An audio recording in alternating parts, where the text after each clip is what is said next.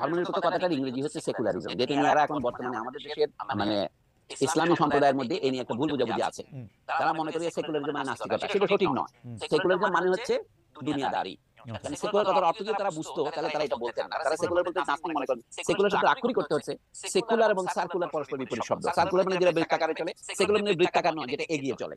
Secular শব্দের আক্ষরিক করতে হচ্ছে আপনার নন সিক্লিক্যাল, যা বৃত্তাকার নয়। তার মানে কি, আগে আমাদের দেশে মানুষ মনে করতো মানুষ জন্মায়, দুঃখ পায় এবং মারা যায়, জীবন হচ্ছে একটা বৃত্তের মধ্যে চলে।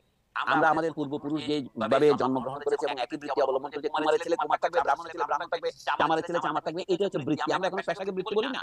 বৃত্তিকে ছাড়িয়ে গিয়ে আপনি জন্মতে পারেন কামারের ঘরে, কিন্তু আপনি প্রধানমন্ত্রী হতে পারেন। এইটা নেপোলিয়নের সময় ফ্রান্সে বাস্তবায়িত হয়েছে। নিম্ন পরিবারের ছেলে উচ্চপদ দখল করেছে, পুরনো ফিউডালিজম চলে গেছে। এই ফিউডালিজম বিরুদ্ধে মনোভাবকে সেকুলারিজম বলা হতো। কিন্তু এখন কে চোরানা আসলে ধর্মের কাহিনী। আমি এই জন্য বলি সেকুলার শব্দের অর্থ হচ্ছে দুনিয়াদারি। মুসলমানরা যখন প্রতিদিন